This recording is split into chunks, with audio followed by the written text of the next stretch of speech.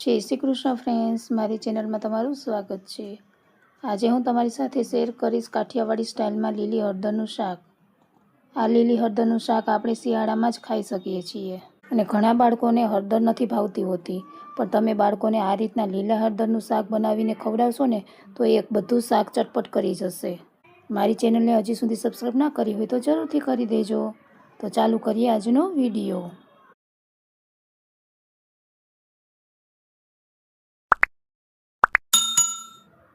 તો આ શાક બનાવવા આપણે જરૂર પડશે લીલી હળદર, ફાઇન કટ કરેલી ડુંગળી, ટમેટાં, આદુનો કટકો, 10 થી 12 લસણની કળી અને લીલું લસણ અને મરચાં।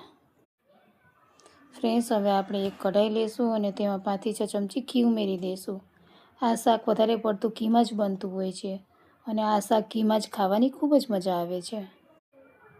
તો ઘી સરખી રીતે મેલ્ટ થઈ જાય પછી આપણે આમાં અડધી ચમચી જીરું અને અડધી ચમચી રાઈ ઉમેરી દઈશું। ફ્રેન્ડ્સ, હવે મેં જે હળદર લીધી હતી તેને મેં આ રીતના ખમણી લીધેલી છે અને આ ખમણેલી હળદરને હવે આપણે કઢાઈમાં ઉમેરી દઈશું। તો હવે આપણે હળદરને થોડીવાર સાતરી લઈશું અને આપણે હળદરને ધીમે ગેસે જ સાતરવાની છે, જેથી હળદરમાં રહેલી કચાશ પણ દૂર થઈ જાય અને સરખી રીતે સતરાઈ જાય। હળદર થોડીવાર સતરાઈ જાય પછી આપણે જે ફાઇન કટ કરેલી ડુંગળી લીધી હતી તે આમાં ઉમેરી દઈશું અને થોડીવાર ચડવા દઈશું।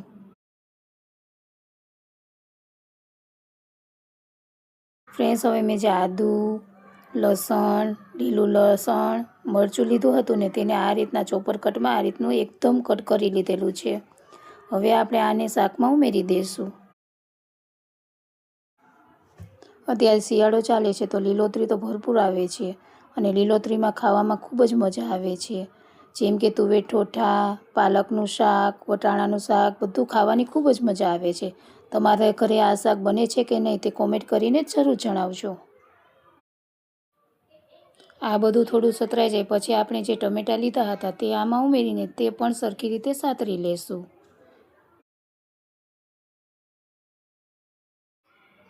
ફ્રેન્ડ્સ, હવે આપણે આમાં બાફેલા વટાણા ઉમેરી દઈશું।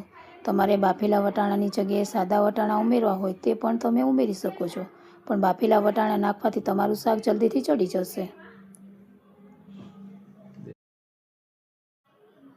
હવે આપણે શાકને ટેસ્ટી બનાવવા થોડાક મસાલા ઉમેરી દઈશું। તો સ્વાદ અનુસાર નિમક, ચપટી હેક હિંગ, તીખાશ અનુસાર લાલ મરચું અને અડધી ચમચી ગરમ મસાલો ઉમેરી દઈશું અને બધું સરખી રીતે મિક્સ કરી લઈશું। મારા વિડીયો તમને સારા લાગતા હોય તો લાઈક, શેર અને ચેનલને સબસ્ક્રાઈબ કરવાનું ના ભૂલતા। હવે આપણે શાકમાં 3 થી 4 ચમચી દહીં ઉમેરી દઈશું। અહીં તમે ઘરે બનાવેલું દહીં અથવા બહાર મળતા કોઈ પણ દહીંનો યુઝ કરી શકો છો અને દહીં નાખવાથી શાકનો ટેસ્ટ 2 ગુણા વધી જશે। ફ્રેન્ડ્સ, લીલી હળદર ખાવાથી શરીરમાં રોગપ્રતિકાર શક્તિ વધે છે અને ઝેરી બેક્ટેરિયા દૂર કરે છે, તો એક વખત જરૂરથી આ શાક બનાવીને ટ્રાય કરજો। મારી મમ્મીનો વિડીયો સારો લાગ્યો હોય તો લાઈક, શેર અને સબસ્ક્રાઈબ કરી દેજો। Thank you for watching my mom video. જય શ્રી કૃષ્ણ ફ્રેન્ડ્સ।